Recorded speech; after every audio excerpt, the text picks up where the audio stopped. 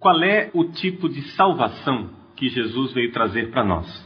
Parte dessa pergunta, um curso a respeito das doenças espirituais. Porque a cura é, na verdade, salvação, e salvação é cura. Em grego, assim como em hebraico, nas línguas em que a Bíblia foi escrita, a palavra salvação quer dizer também cura, saúde. Se vocês forem ver em algumas passagens da Sagrada Escritura, a gente vê umas diferenças de tradução. Por exemplo, em algumas Bíblias diz assim: Jesus então disse, vai, tua fé te curou. Aí você passa para uma outra tradução e está traduzido assim: vai, tua fé te salvou. Mas como é? Curou ou salvou? Na verdade, é as duas coisas. Curar e salvar é a mesma realidade. O verbo sozo em grego é um verbo que quer dizer salvação e cura ao mesmo tempo. Assim também, a salvação que Jesus vem para nos dar. Não sei se vocês sabem qual é a palavra grega para dizer salvação. Em grego se diz soteria. Tanto que existe um ramo da teologia dogmática que estuda a salvação, a obra de Jesus, chama-se soteriologia, ou seja, o estudo da salvação. Nós queremos estudar qual é esta salvação que Jesus tem para nos dar. Essa salvação, de alguma forma, ela é cura. E o próprio nome de Jesus quer dizer o Senhor salva ou o Senhor cura. Quando nós nos aproximamos de Jesus, nós nos aproximamos daquele que pode nos dar a salvação e pode nos dar a cura. Qual é a forma que nós estamos acostumados a pensar a salvação? A gente está acostumado a pensar a salvação como sendo um pagamento pelos nossos pecados. É assim que a gente pensa.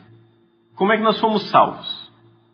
Jesus, morrendo na cruz, ele pagou os nossos pecados. Ele pagou o resgate que era necessário para nos salvar. Agora é importante que a gente enxergue que isso é uma metáfora, é uma comparação, que não pode ser tomada ao pé da letra. O que acontece é que a maior parte de nós aprende como é essa história de salvação e toma isso ao pé da letra. Como se de fato houvesse uma dívida e o sangue de Jesus derramado fosse o pagamento para essa dívida. Agora, São Gregório de Nazianzo fez um discurso do número 45, e no parágrafo 22 desse discurso, ele mostra claramente o limite desse tipo de comparação. Ele chega e diz assim, olha, Jesus morreu e morrendo pagou o preço, pagou a nossa alforria, o nosso resgate. Qual é a metáfora que está atrás? É a metáfora dos escravos. É um escravo que precisa ser libertado, eu preciso pagar essa alforria. Só que Gregório de Nazianzo vai e pergunta, mas para quem foi pago? Para o diabo? Seria o fim da picada. Imagina, ele que causou toda a desgraça com a tentação do pecado original, agora ainda sai ganhando um pagamento, que não somente é um pagamento que vem de Deus, mas que é um pagamento que é o próprio Deus. Então isso é um escândalo. São Gregório de Nazianzo diz, isso é o fim da picada. Isso não existe. Então é impossível pensar que esse resgate foi pago ao diabo. Aí São Gregório continua imaginando. Se não foi pago ao diabo, foi pago a quem? Foi pago a Deus? Se Deus Pai, na hora do sacrifício de Isaac, providenciou um cordeiro, um carneiro, para ser imolado, para que Isaac não fosse sacrificado, se Deus Pai teve compaixão de Isaac, imagine se não teria do seu próprio filho Jesus. Então, São Gregório de Nazianzo, com este parágrafo do discurso 45, implode, digamos assim, essa argumentação de que a salvação é um pagamento de uma dívida. Então, nós podemos falar de salvação como pagamento de uma dívida? Sim, podemos. Mas só podemos falar de salvação como pagamento de uma dívida se nós tomarmos consciência de que é uma metáfora. Ou seja, é uma comparação.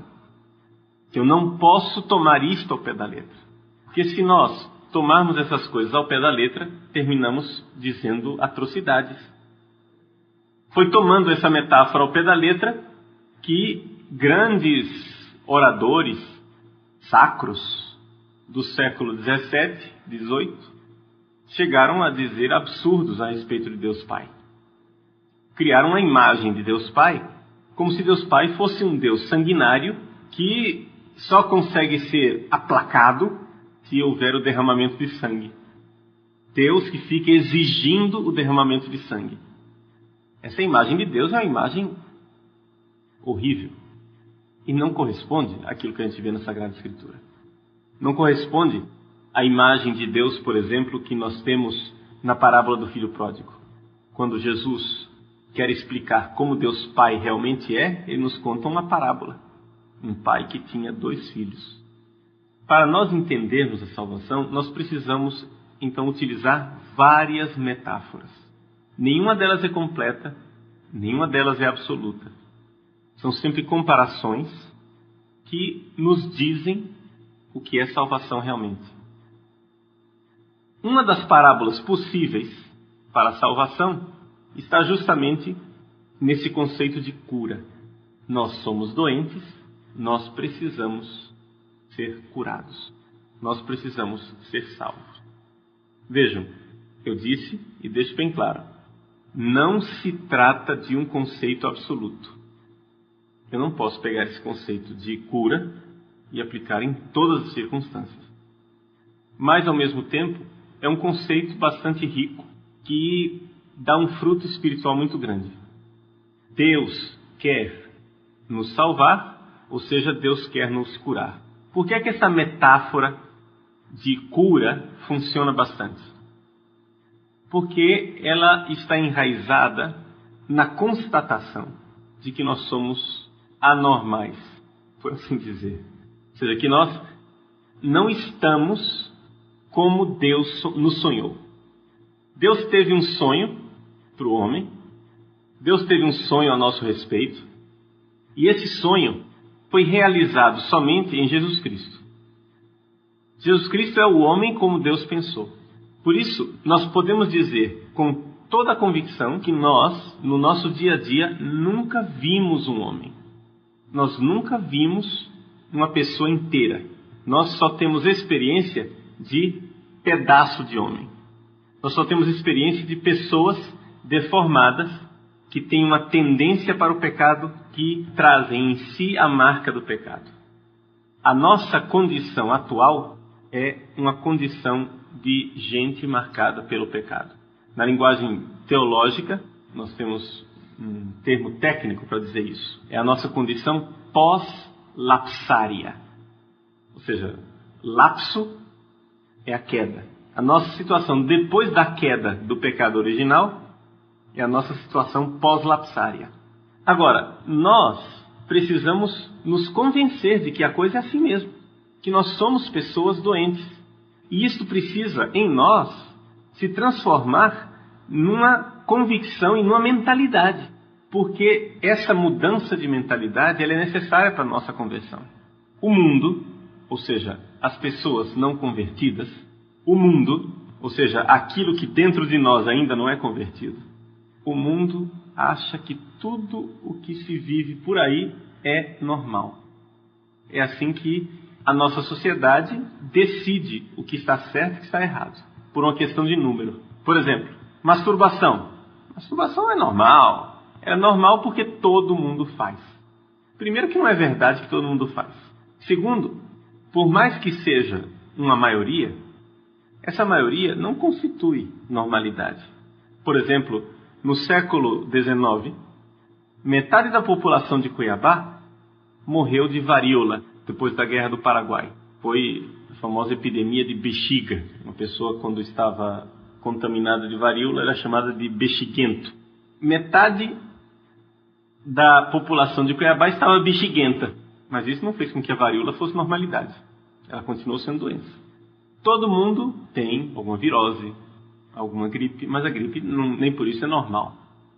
Somos pessoas marcadas pela doença pela doença do pecado original, nossas reações não são todas elas normais.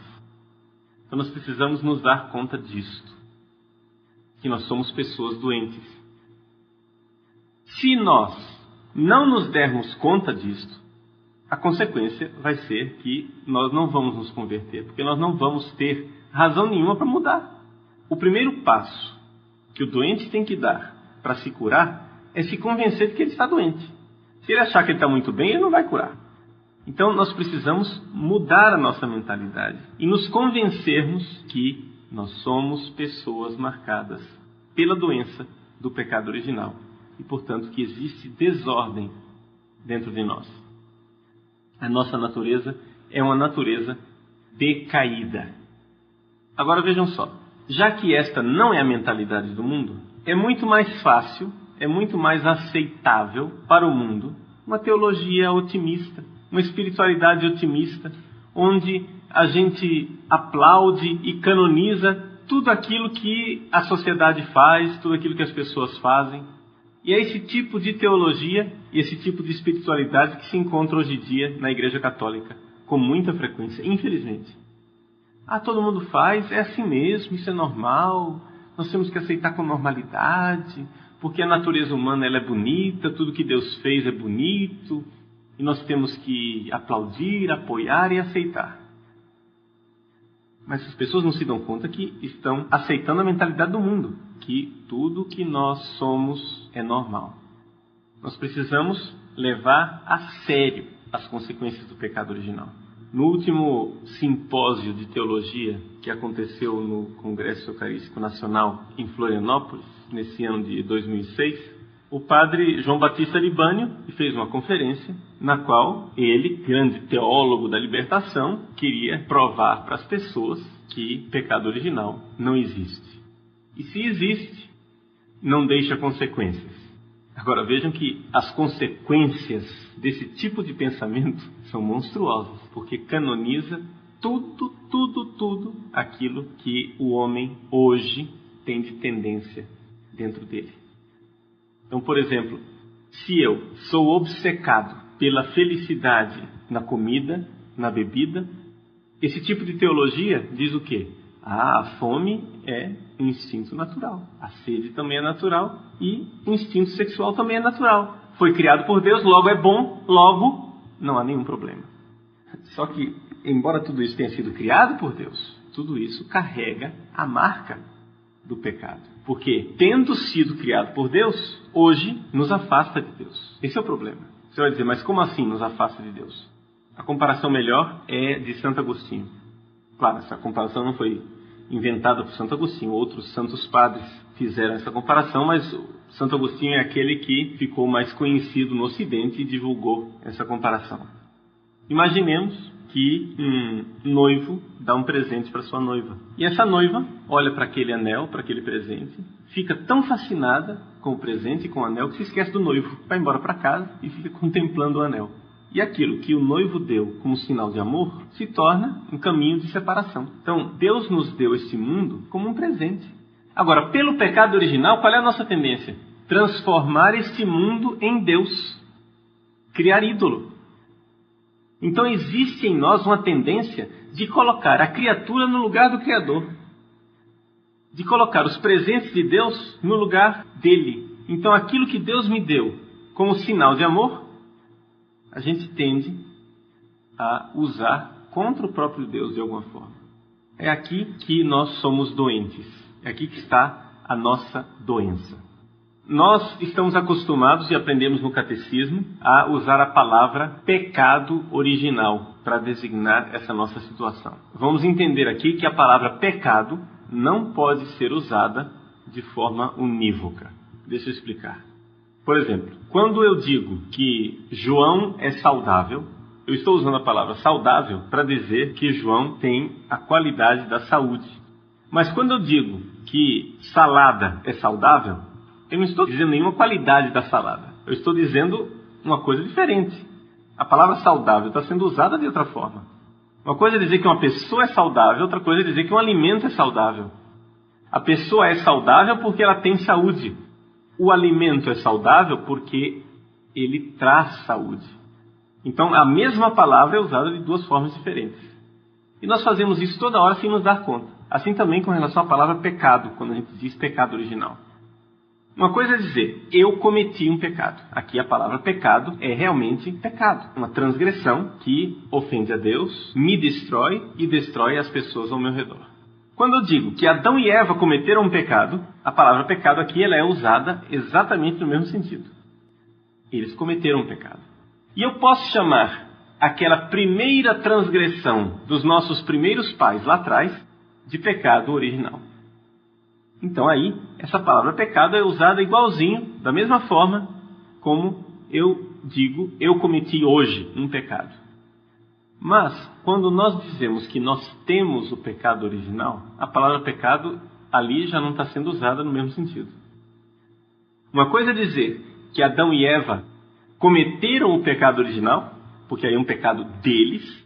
Outra coisa é dizer que eu tenho o pecado original, algo que eu recebi. Ora, um pecado não pode ser recebido. Os pecados não são transmitidos. Não existe transmissão de pecado. Então é claro que a palavra pecado original aqui quer dizer outra coisa. Vamos fazer uma comparação para entender então como é que a palavra pecado é usada nessa situação. Vamos imaginar que José Alex ganhou na Mega Sena acumulada. Não está no seminário, não quer ser padre, ele está casado, tem filhos. Ganhou na Mega Sena, ficou rico. Por consequência, os filhos dele ficaram ricos. Mas o José Alex não sabe administrar bem esse dinheiro. De rico que ele era, ele ficou pobre. Quem foi que cometeu a burrice de gastar o dinheiro e de investi-lo de forma inadequada? Foi o José Alex. Mas os filhos dele ficaram pobres. Até os filhos que ainda não nasceram já ficaram pobres, porque já não tem mais nada para receber. Então, é uma pobreza que não é contraída porque eu fiz alguma coisa, mas é uma espécie de pobreza hereditária.